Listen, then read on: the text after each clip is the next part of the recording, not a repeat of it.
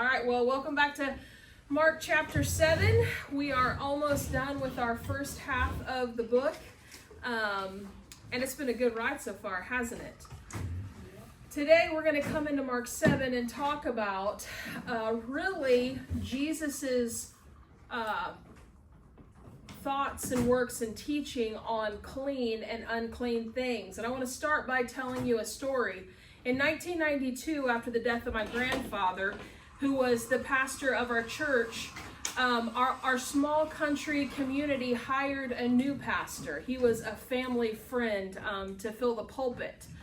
And we didn't know or really maybe understand the person who he really was or who he had become in his missionary time overseas. And so when he came back and took the pulpit, his return brought with it life-altering destruction for our family.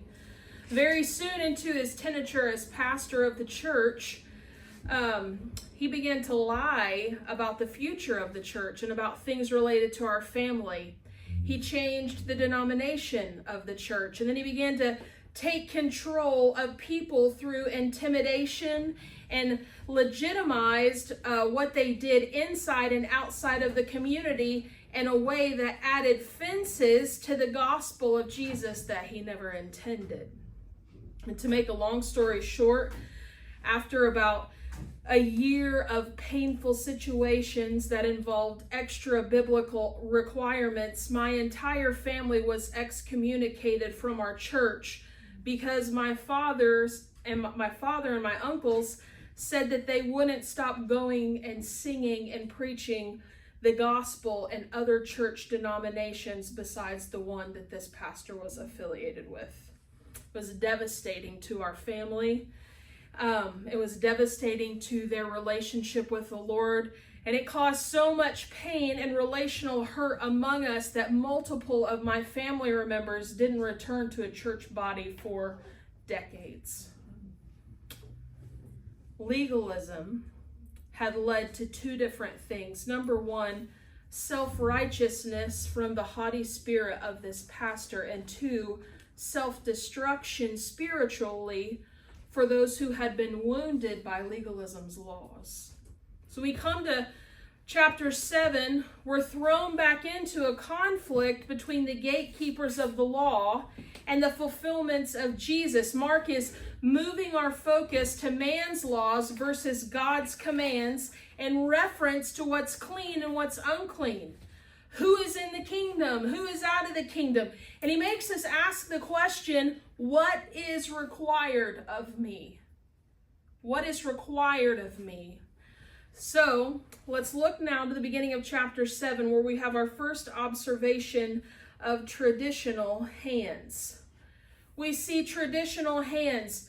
Verse 1 says, "Now when the Pharisees gathered to him with some of the scribes who had come from Jerusalem, good. They saw that some of his disciples ate with hands that were defiled, that is, unwashed.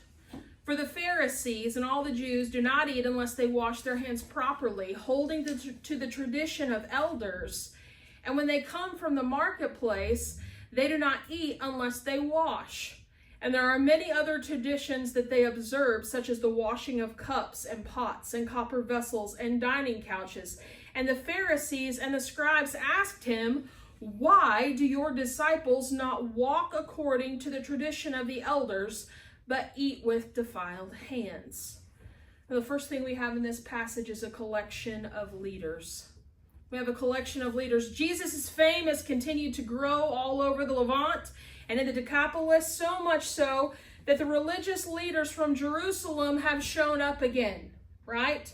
They've come down to where he is, and they're literally staring at his and his disciples' every move. When it says they saw them, they literally are staring intently, right?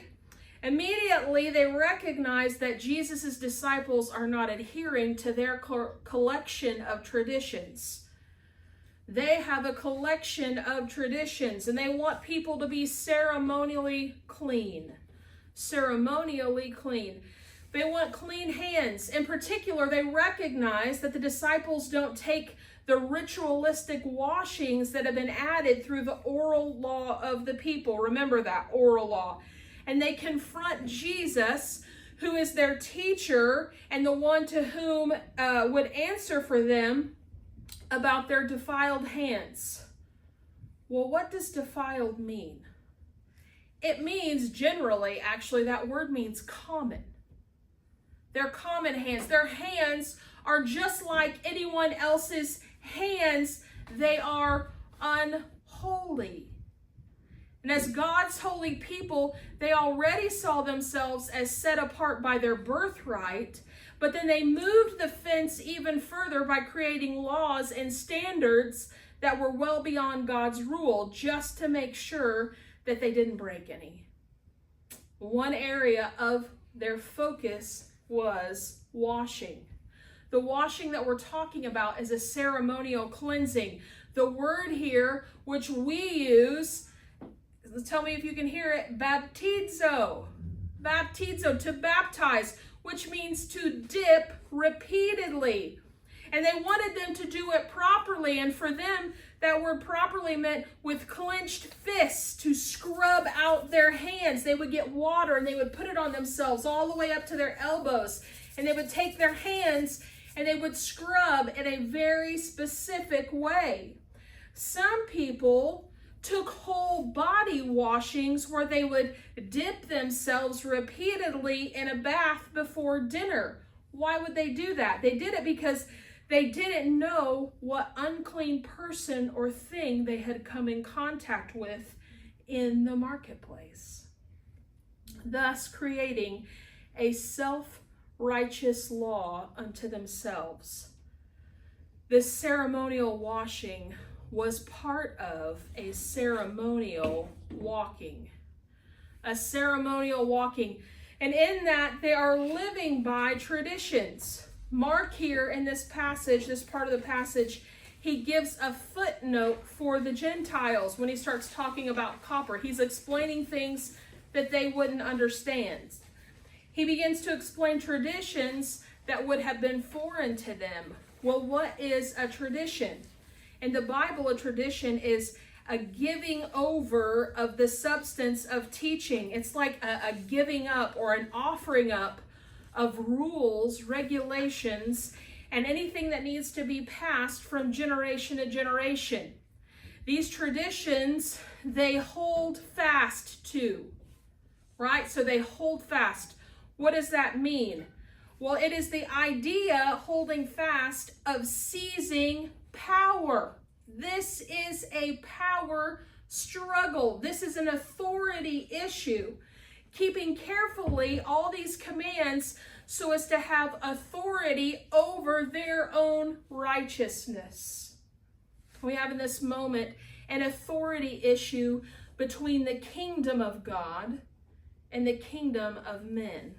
Frankly, we're going to see authority as the issue all the way through this chapter. The scribes and the Pharisees, they can't figure out where Jesus is getting his authority because they're outsiders. And chapter 7 shows us 3 different areas, all having to do with the body, that Jesus is Lord over and has the kingdom authority to command. Unfortunately, the religious leaders, they want people to live by righteous restrictions. They want them to live by righteous restrictions. They have man-made laws.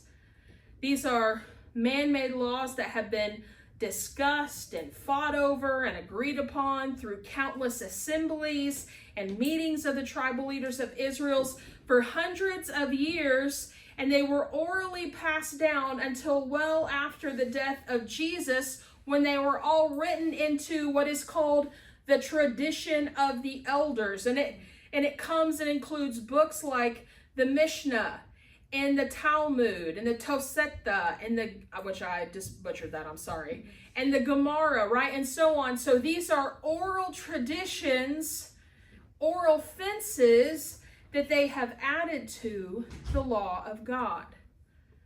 God's command didn't require washing for meals. Do you know that?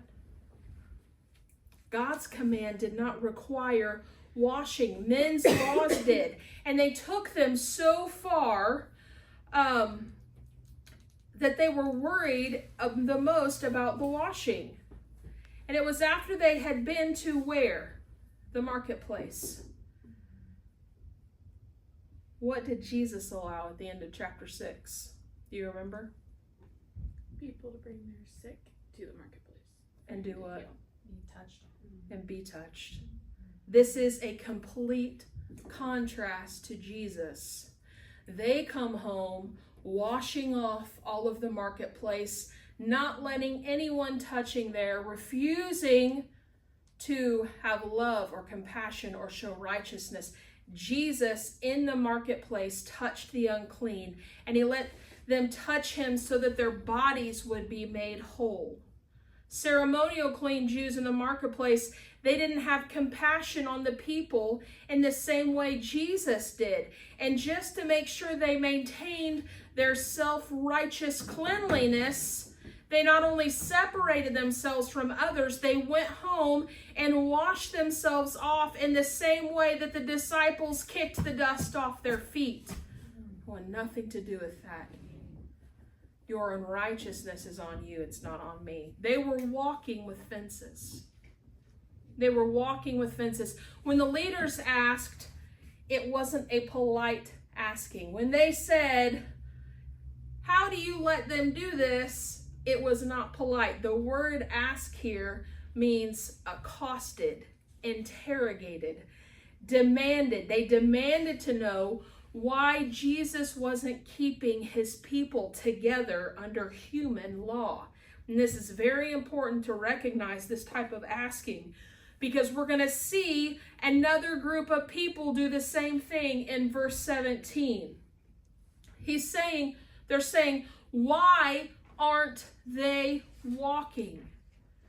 Well, what do we mean when we say walking? Walking in the truth, walking in traditions. It means to live or conduct yourself by the teaching given over from one generation to the next. You see, they had taken tradition and they had turned it into traditionalism. I don't know why I did that. Well, here we go. Tradition versus traditionalism. The problem with the rules of the religious leaders was not tradition. In fact, there are traditions that we hold to as Christians that are right and good, right? There are traditions that we have. Paul talks about those in 1 Corinthians 11:2, 2 Thessalonians 2:15 and 3:6. We have the passing on of the gospel tradition from generation to generation, right? The issue is not the tradition. The issue for the Jewish people came when the traditions of men were elevated above the commands of God. They were fencing in the law. They were fencing in the law. And there were two ways that they were doing that. The first one was legalism, and the second one was hypocrisy. Legalism elevates human tradition to the level of God's law. It places extra biblical regulations as a requirement for righteousness and even salvation. How many times have you encountered that? I'm sure most of us have been in some kind of church community at some point or met some person that take traditions that are fences that they've placed around the gospel and they elevate them above the commands of Jesus and put them in the fence of salvation, right? Tradition isn't the issue. Legalism is. This isn't about high standards either. As Christians, we are called to high standards. What it is about, though, is taking those standards that the Bible calls us to, and in the case of the religious leaders, the law, and adding a fence around it in order to make it secured by our works. In reality, it should have been the law with love and compassion. In regards to the gospel, Jesus plus nothing equals everything. But they were hypocrites. They were pretenders. Remember we talked about that? Hypocrites. They were pretenders. A hypocrite is a person who follows the rules but misses the heart of God. They follow the rules, but they're missing the heart of God. To emphasize the non-essential and completely ignore the heavier matters of the law, like love and compassion. This is why Jesus yells at them when they get mad, because they eat the grain. You've missed the point, right? The law was made for man, not man for the law. Purity laws were never meant to annihilate the service of love and compassion. Purity laws were never ever meant to do that. Jesus' arrival with the kingdom meant that the fulfillment of the law had come. Observances would look different moving forward because the good news of the gospel freed men from the bonds of the law when Jesus fulfilled it perfectly for them. He says, I'm fulfilling this law, and how you live from this moment forward, because the kingdom is here, it's going to look different. So some questions that we want to ask ourselves. Number one, how are we walking? How are you walking in your life when it comes to the Lord? How are you walking? Do we remember that Jesus plus nothing is everything? Do you remember that your righteousness is found only in your faith in Him, right? Are there ways in which we've tried to convince ourselves of salvation through self-righteous rule, following and not faith in the works of Jesus? Self-righteous rule following. Do I do that? I've got this whole checklist of things I do and I don't do. And that's how I'm getting in. I'm doing it on my own, right? Some people, that's, I don't drink, I don't cuss, I don't play cards, I wear skirts, right? Other people, it's, well, I always give to the poor, I work at the food bank, I do this, right? Do you have this list of self-righteous rules, or is your salvation that you're hoping in through faith in Jesus? And finally, have we fallen under the weight of legalism, either to our self-righteousness or our self-destruction? Let me tell you, you can only go so far with legalism before you either give up or you think you're just better than everybody else. Because that's all legalism does. It either says, I'm better than everyone else, or there's no way I can ever do this and make it to heaven, and then I just quit. Legalism always leads to either self-righteousness or self-destruction. Well, the next thing that we see about these people is that they have tight-fisted hearts. Tight-fisted hearts. In our second observation, there are four things that the people receive. First, they receive a rebuke. Second, an example. Third, an admonition. And fourth, an abrasive explanation. The rebuke and example are directed towards the religious leaders who are presently accosting and interrogating Jesus. The admonition is directed towards the entire crowd of people who were present when he was teaching. And the abrasive explanation is going to come later at the house, and it's directed towards the disciples. So let's read in verse 6. And he said to them, well, did Isaiah prophesy of you hypocrites? As it is written, this people honors me with their lips, but with their heart it is far from me. In vain do they worship me, teaching as doctrines the commandments of God. You leave the commandment of God and hold to the traditions of men. The first thing he offers is a rebuke. He offers a rebuke. It's a rebuke of their law-keeping without people-loving compassion. They are law-keeping without people-loving. They've made themselves the kingdom authority by adding to the law things which never should have been the law. And he calls them on it. And then he goes on to give an example of why they should be rebuked. Starting in verse 9. And he said to them, you have a fine way of rejecting the commandment of God. in order to establish your tradition. For Moses said, honor your father and mother. Whatever you would have gained from me is korban, that is, given to God. Then you no longer permit him to do anything for his father and mother, thus making void the word of God by your tradition that you have handed down. And many such things you do. Well, first he rebukes them, then he gives an example of how they're living. First thing that we want to notice is that there is a play on words between verses 8 and 9. Well did Isaiah say, and you have a fine way. Both of those sayings both come from the same Greek word. He's connecting them together. Rightly did Isaiah talk about you, because you have done rightly well at rejecting the commandments he knew you would.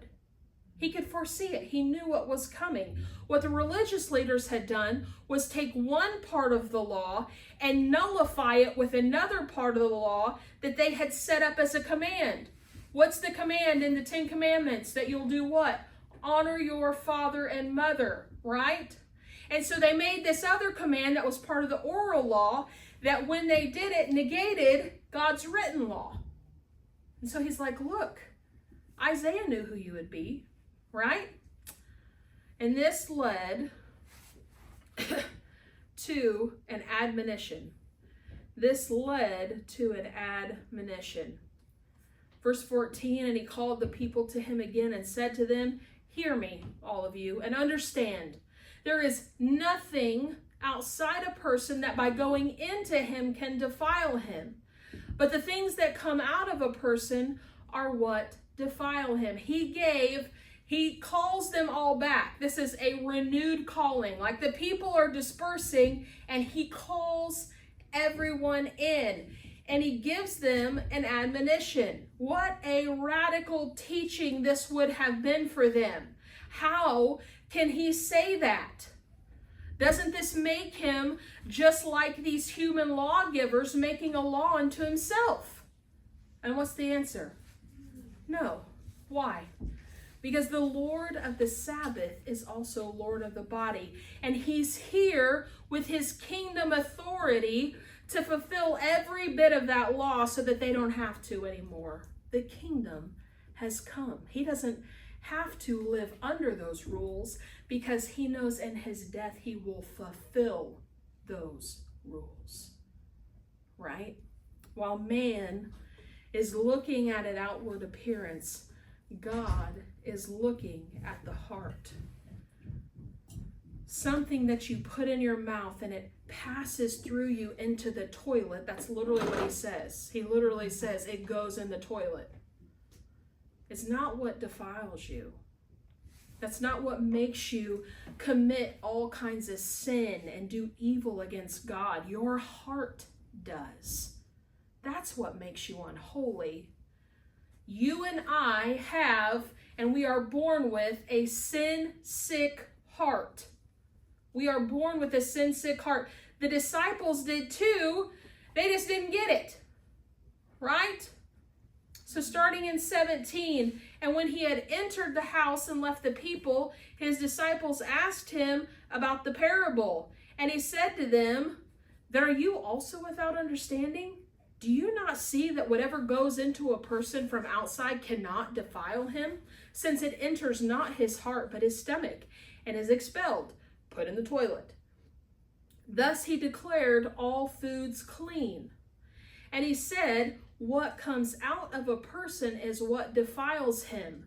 From within, out of the heart of man, come evil thoughts, sexual immorality, theft, murder, adultery, coveting, wickedness, deceit, sensuality, envy, slander, pride, and foolishness. All these evil things come from within, and they defile a person."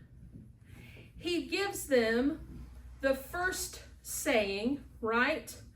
Evil thoughts. That's an evil wrestling with themselves. And then underneath of that kind of main banner, there are 6 actions and 6 characteristics, right? And he's giving them a really abrasive explanation. Why? Remember what I said we were going to see in verse 17 that the Pharisees did? The disciples asked Jesus in the same way that the Pharisees and scribes had asked him in verse 5. They accosted him. They demanded an explanation. You remember how last week I said that we're going to start to see a downward spiral and a dullness in the understanding of the faith of the disciples? This is that next step in their kind of spiral and not understanding what is going on. The disciples have reached a point that they are acting and responding like the religious leaders of the day. Jesus responds to their attack abrasively. From an English reading, it does not seem like it. But let's look further through into the phrase, "Are you without understanding?" What does that mean? Jesus essentially says to his disciples in this turn of words, "Are you stupid?"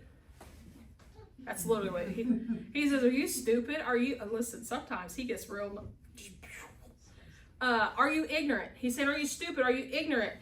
It carries within itself the idea of wickedness and foolishness. Are you stupid? Are you so wicked that you are so ignorant? After all this time you've spent with me, can you truly not see, can you not perceive by putting two things together like we've talked about, that the things that you put in your body do not have the authority to make a person unclean? This is about authority. It's only passing through. What makes a person truly unclean are the things which sit in the cardia. Yes, that is the heart. But when we think about it in this context, we need to think about it as the seat of the will and the emotions. That's what makes a person unclean. It's what they're willing to do, right? Peter, Andrew, James, John, can you not recognize that faith and repentance proceed from the heart, and so do all of the things that make you wicked and unholy? Can you not see that? Where have you been? I've been teaching you about this the entire time that we've been together. Why are you functioning like Pharisees? Your heart matters infinitely more than any man-made tradition or custom that you have created to try and fence in the laws of God in order to maintain your own self-righteousness. Guys, what are you doing? Do you not recognize my kingdom authority? Friends, do you remember that from the abundance of the heart, the mouth speaks? Are you taking to Jesus the wicked and evil things that you are deliberating over inside of yourself? The secret things that you are either putting to death and turning away from, or are feeding and giving life to the destruction of your own? Are you taking it to Jesus?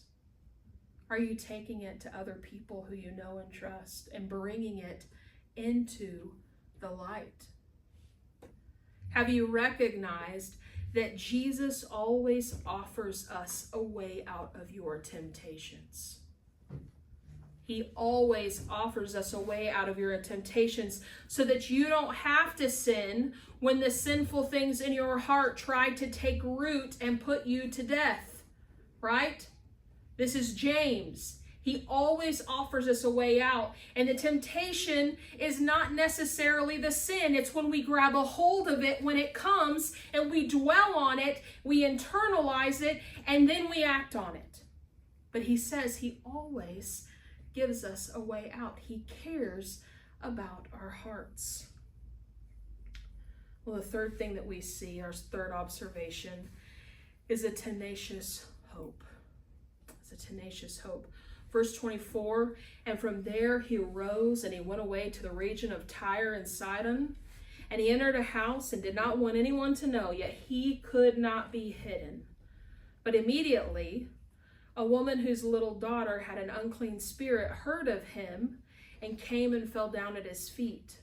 Now the woman was a Gentile, a Syrophoenician by birth, and she begged him to cast the demon out of her daughter. And he said to her, "Let the children feed first, for it is not right to take the children's bread and throw it to the dogs." But she answered him, "Yes, Lord, yet even the dogs under the table eat the children's crumbs." And he said to her, "For this statement you may go your way. The demon has left your daughter." And she went home and she found the child lying in bed and the demon gone.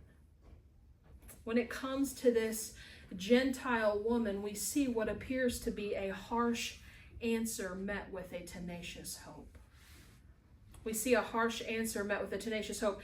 Jesus' fame has reached the point that he's trying to hide from others because his true identity is in jeopardy of being found out.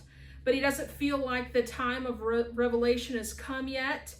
And there, this word means when it says he couldn't remain hidden, that he literally didn't have the power or the authority to hide anymore. Like I said, power struggles, authority struggles. He is reaching his time when people will know who he is.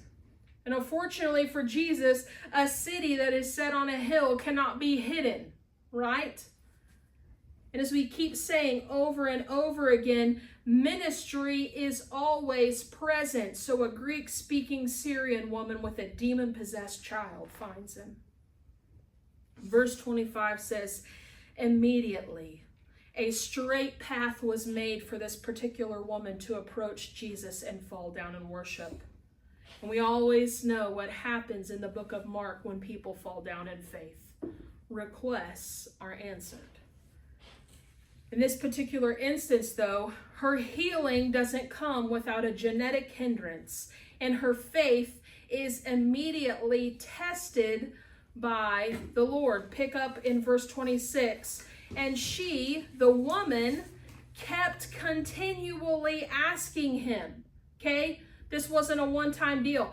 The grammatics there says she continually asked him to cast the demon out of her daughter. And he continually kept saying, "Send forth," which really means cast out Israel, "to be satisfied first, for it is not right to grab a hold of Israel's power to eat food." He's talking about holding on like the Pharisees were holding on to tradition, right? But instead, cast it like we're casting seed or casting out demons to the Gentiles. He's connecting stories together. What do we make of this? What are we missing? Well, let's start with where we just came from, and maybe we can see where Jesus is heading. First, Jesus has been continually dealing with clean and unclean things and people in the last 3 chapters.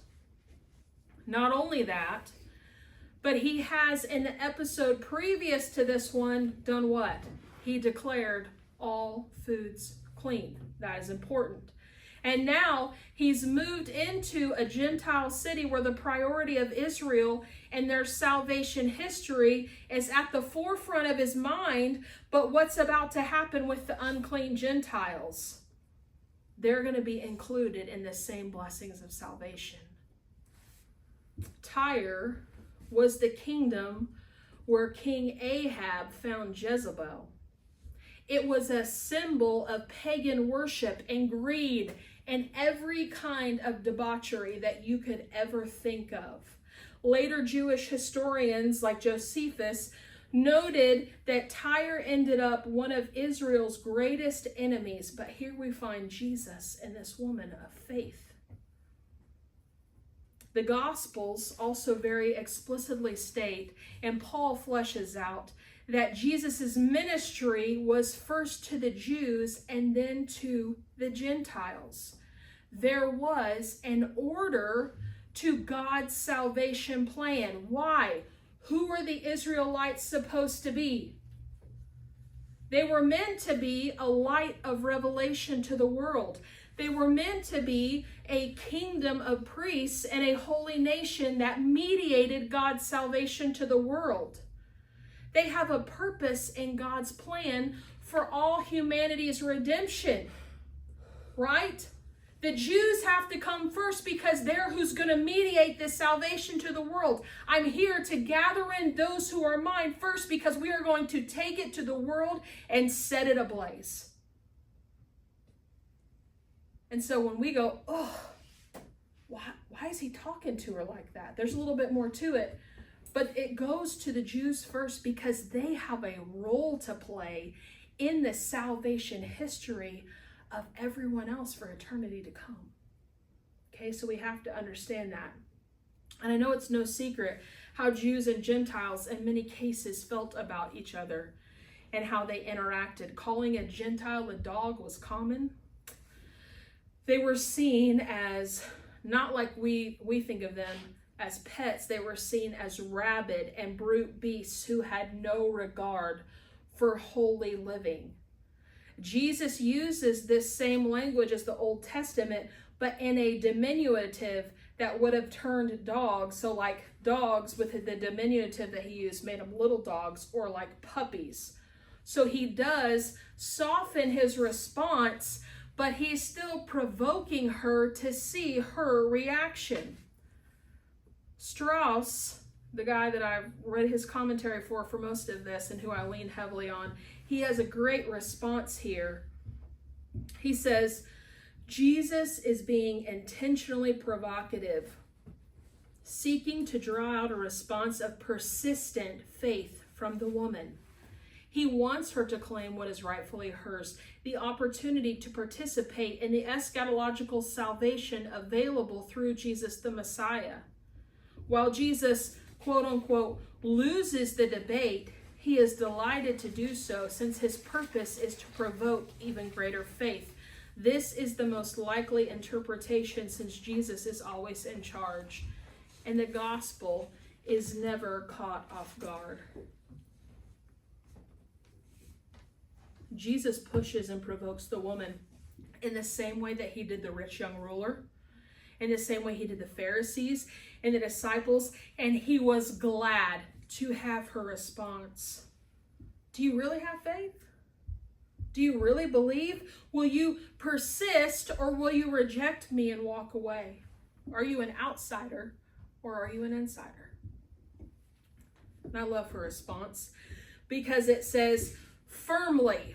So like in her mind, when it says she answered him, really it says she concluded for herself. She knew that even the puppies that wait under the table get to eat the crumbs too. And so by her faith-filled response, she was fed. Salvation has broken through, and the already and the not yet of the kingdom is here. It's finished. Healing has come. Your daughter is already well. Well done, my good and faithful servant. That's what just happened. Salvation has come to the Gentiles. The disciples would have been freaking out. Because not only did we just say food is clean, but now people are clean. She recognizes that the salvation of the Jews is a means of blessing for the Gentiles. She recognizes that salvation of the Jews means blessing for the Gentiles. This is a fulfillment of Genesis 12:3. Jesus, he kept his word, and when she returned home, she found her daughter cast on the bed and the demon gone. He connects it to all the other stories. Mark connects it to them. Friends, salvation has come to the Gentiles. It would have been a shock. It would have been a shock, but it sets up a precedent for Peter. Later on in the book of Acts, Peter will once again have a vision, first of all, of food being made clean. And this vision sets up his interaction directly after with the family of Cornelius, where Cornelius and his entire household find salvation and they get baptized, right? So there's a parallel that's there. Cornelius and his entire household are saved and baptized. Salvation has come to the Gentiles. The questions that we have, friends, how are you doing in your persistence to faithfully follow Jesus? How are you doing in your persistence to faithfully follow Jesus? Are you pushing through the pain even when you are being provoked by Satan's sin, your flesh, and the world? Is there someone in your life that you as a disciple have deemed an outsider, that God has called you to intercede for their salvation? I know we all have them, right? I can think of multiples off the top of my head. There's no way that they'll ever come to know Jesus, but that's not my job. God has called me to intercede for those people. Are you living with a faith-filled response? That's hard, right? That's hard in the world that we're in right now. It's hard to see the goodness of God sometimes. It's hard in our circumstances and our painful things that bring us grief to have a faith-filled response. But Jesus empowers us by the Holy Spirit to have those. And finally, we see that Jesus finishes his time with a tender healing. He finishes his time with a tender healing. Then he returned from the region of Tyre, and he went through Sidon to the Sea of Galilee in the region of the Decapolis. And they brought to him a man who was deaf and had a speech impediment. And they begged him to lay his hands on them. And taking him aside from the crowd privately, he put his fingers into his ears, and after spitting, touched his tongue. And looking up to heaven, he sighed, and he said to him, Epaphatha, that is, be opened. And his ears were opened, his tongue was released, and he spoke plainly. And Jesus charged them to tell no one. But the more he charged them, the more zealously they proclaimed it. And they were astonished beyond measure, saying, He has done all things well. He even makes the deaf hear and the mute speak. First, this is the fulfillment of the eschatological promises in Isaiah 35, 5 and 6. Verse 5 says, Then the eyes of the blind shall be opened, and the ears of the deaf unstopped. And then shall the lame man leap like a deer, and the tongue of the mute sing for joy. For waters break forth in the wilderness, and streams in the desert. I want to make a note right here that this verse, this Isaiah passage, actually connects this last part of chapter 7 with the first part of chapter 8. Because right in chapter 8, after he heals the deaf man, who's he going to go to? The blind man, right? He's showing all of the Gentiles that are reading this, Jesus is the fulfillment of Isaiah 35, 5 and 6. We know by the language Mark uses that he is purposefully tying this healing to the prophecies of Isaiah. Jesus has traveled around 20 miles, I think north from where he's just healed the Syrophoenician woman's daughter. But he's still in a Gentile region where he is met by some faithful friends. Please, Jesus, give us all faithful friends. These faithful friends they bore up their friends. Do you happen to remember where we heard that phrase before in Mark? Who bore up their friend? The people putting the guy on the roof. On the roof, the quadriplegic. This is the same way. They came and they bear up their friend. Like the friends in the quadriplegic man, they have come and they have bore him up before Jesus. They have brought an outsider, the least of these, to the Lord. And it's here where they too exhibit a fall down faith. They exhibit a fall down faith. They were begging him. They were asking him for parakaleo, help. And this is a word that is similar to the word used for the Holy Spirit. The Holy Spirit, who is the Parakletos, who would be sent to help the souls of men. We need your helping agency from the Spirit for our friend. And they once again ask him to lay his hands on him. Touch my Gentile friend, even though you will be unclean. They don't care that it's going to make Jesus unclean. They need his presence and his faithful promise to those who believe.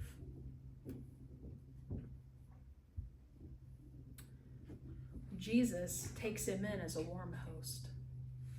Jesus takes him in as a warm host. He takes him in a house, and he takes him to the side away from people.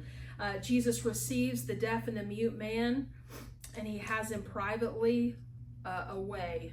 And there are a few things that happen here that are different from his previous stories, but also connect them. First, Jesus doesn't speak to the man. He touches him like they asked. But he did it in a very particular way. So how did he do it? First, he casts his fingers. When it says he put his fingers, he cast his fingers into his ears, just like the girl was cast on the bed, and the demons were cast from God's people, and the seed was cast to the soils. He connects all of his healings. And then he does something that we would find very weird. I hope you would find weird. It says he grabs a hold of, and he fastens or he binds his tongue in a way that somehow also means that he sets it on fire. Okay? This is reminiscent of a day that's coming when through the Parakletos that they've asked for, tongues of fire will descend on the disciples of Jesus, and the whole world will be set ablaze through the Spirit. He was a willing servant to this man. Jesus willingly performs a sequence of 3 events. So he grabs a hold of this guy's mouth, right? He binds it. He looks to heaven, just like he did with the loaves and fishes. He groans. This is a grief groan, and I think we should start using this word. This is a grief groan where the Spirit intercedes for us and groans too deep for words. And then he speaks. So he waits to speak till the end. Be opened. This is an imperative.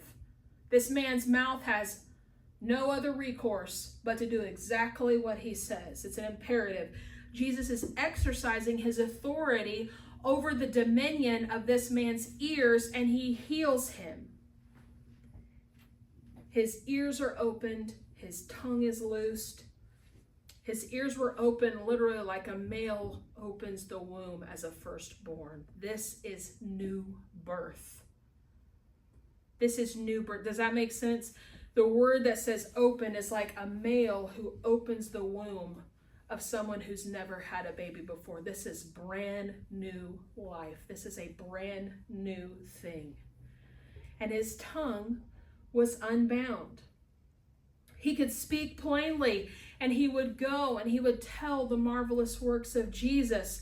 The one who has come to bind the strong man is here, and he is loosing sinners, and he's setting captives free. He is unbinding disease. He is unbinding people with demons. There is a connection that is there. Jesus has authored from nothing all things beautifully. He sets this man free, and the people freak out in amazement. Okay? And they say he has authored from nothing all things beautifully. That's what he has done all things well means. And once again, the astonishment of the people, it hits them like a blow that would knock the wind out of their chests, only to be refilled with the sweet breath of the one who saves. Who is this man? How opposite is that from the beginning of chapter 6, right? because now they're finding out who this guy is. And their amazement and astonishment has gone from indignation to awe.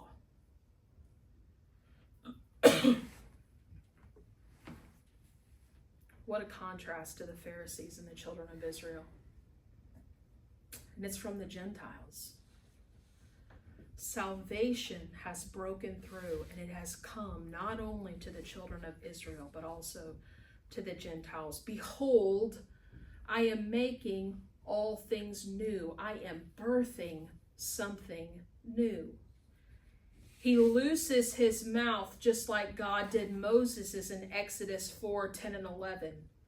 Moses, who said he was slow to speech and tongue and therefore he couldn't be God's mouthpiece, he's like, no, don't make me do it. And then the Lord God responds in verse 11, who gave man their mouths?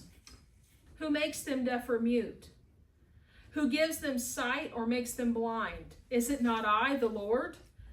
Do not I, Jesus, have the authority of God and the keys to the kingdom? Watch me bind the strong man, set the world ablaze, and set sinners free. Any Jew that reads this would have immediately connected this unbinding of his tongue to Moses. And therefore, Jesus as God. He's restoring his creation, and he's making all things new, just like the Old Testament promised that he would. Let's ask a few questions. Number one, am I spiritually discerning God's kingdom mission for his people and his world? Am I spiritually discerning God's kingdom mission for his people and his world? Do I have ears to hear? Am I faithfully carrying my burdens and the burdens of others to Jesus? Guys, are you a faithful friend? Am I a faithful friend? Am I taking my friends to the Father? Do I recognize the help of the Spirit and the new birth he brings as I live in the already and the not yet of the kingdom? Do I recognize that Jesus has promised that he will never leave me? And that's because the Holy Spirit, this Parakletos that these friends asked him for, will never leave. No matter how hard it is, no matter how much it hurts, no matter how much grief, he promises that he is always there. Just like Jesus sat in the boat with the disciples, he stays to the storm.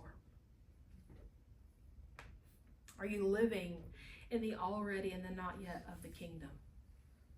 Salvation is here.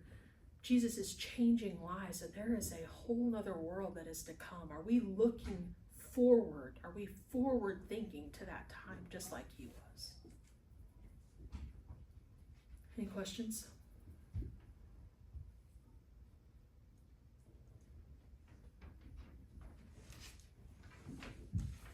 This was a lot this week. I don't think I'd ever caught before that the deaf and mute man was a Gentile. Yeah, me either. That's wild. Also, we are a little hard on the Pharisees, right? Their tradition, they turned to traditionalism. It did become a thing of power and authority, right? And it was for some of them. It was like, no, this is my power, this is my authority. But also for some of them, they just didn't want to mess up. And so they thought, if this is God's command, but that's what we always do too, right? Well, Jesus says men don't dress like women and women don't dress like men. So that means girls should always wear skirts, because that's how in our society that we tell those apart, right? We took a good thing where God makes us for two specific purposes, and then we put a fence around it and we make it just a drudgery for everybody. Right? Right? And it's not always, because some of those people are just scared. I don't want to mess up. Other people want to say, yeah, I'm righteous and I'm checking off my list. Right? I'm checking off my list. So I know we get the Pharisees, but you know, they're doing their best sometimes. Sometimes it's terrible, but sometimes they're doing their best.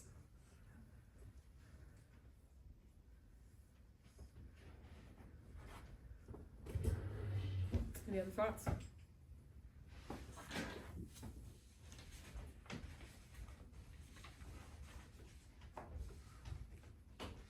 Do you think Jesus' like sigh, groan of grief is because he's like, I'm just tired?